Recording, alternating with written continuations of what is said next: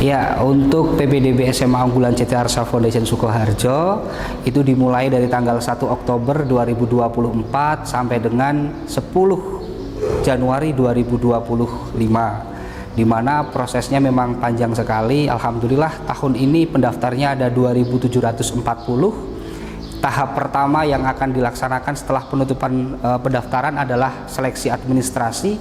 Kita akan melihat administrasi dari pendaftar itu seperti apa, apakah valid atau tidak. Total kemarin yang lolos seleksi administrasi itu ada 2.100 sekian.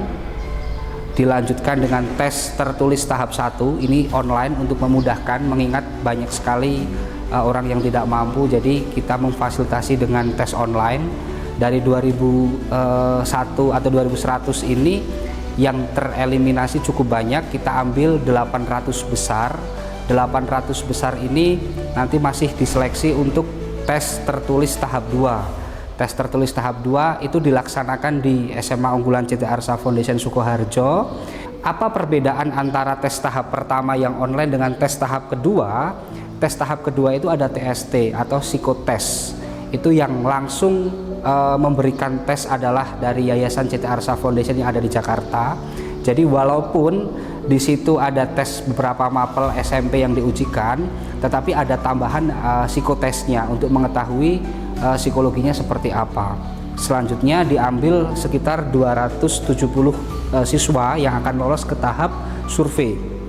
Kita ke sana, kita kunjungi rumahnya satu persatu, kita memastikan yang pertama, kita pastikan data diri yang di-upload ke berkas pemberkasan itu sudah sesuai atau belum. Nah, selain itu di home visit ini atau survei ini kita juga wawancara anaknya.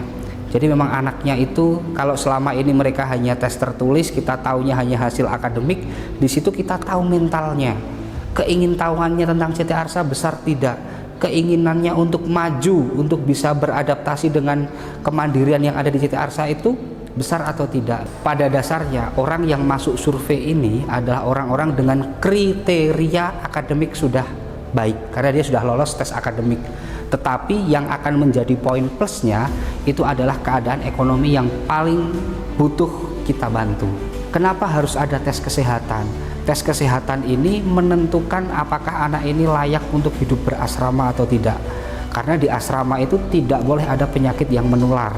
Jadi di situ kita tes mulai dari tes yang umum begitu sampai dengan toraks, sampai dengan narkoba, cek darah, cek urin, cek fungsi mata dan lain sebagainya.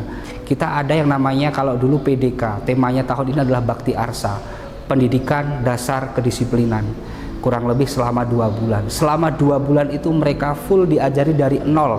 Mereka harus bangun pagi, mereka harus mencuci sendiri, nyetrika sendiri, tempat tidurnya juga disiapkan secara mandiri, sholat harus 5 waktu.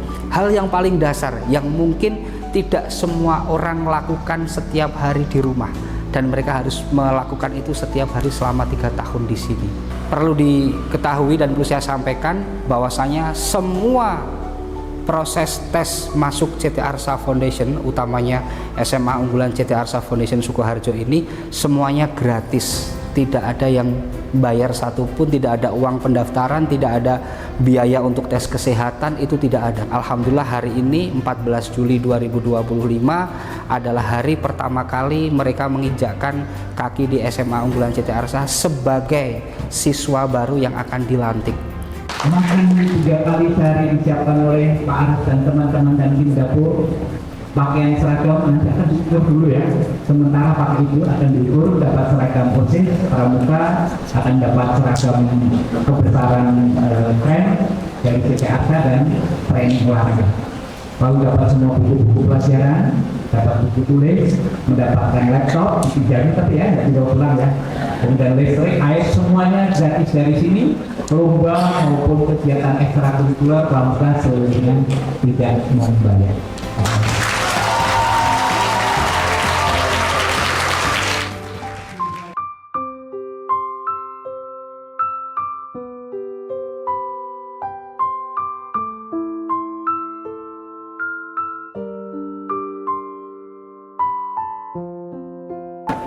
kayak di rumah ya puasa Indonesia, terus nggak boleh bolong-bolong sholatnya ya. Pokoknya Mbak Kiran harus jadi orang yang pokoknya apa yang jadi cita-cita Mbak Kiran pokoknya harus terwujud. Mbak Kiran harus berusaha sendiri, mama sama Mbak Uti cuma bisa ngedoain ya.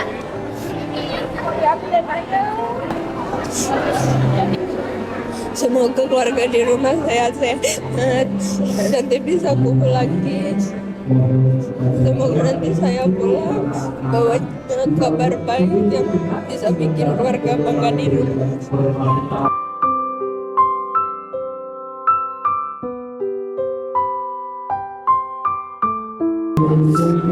Jadi anak yang hebat, tanpa ibu adik bisa ya.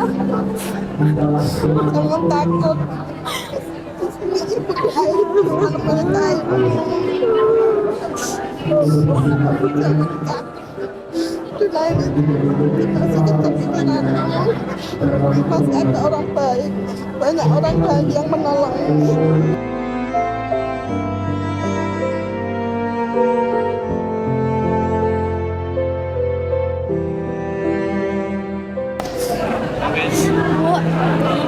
Kenapa sukses di sini ya Bu ya? Derajat orang tua. Pokoknya bikin ibu ayah semua bahagia. Doa itu selalu menyertai Bunda.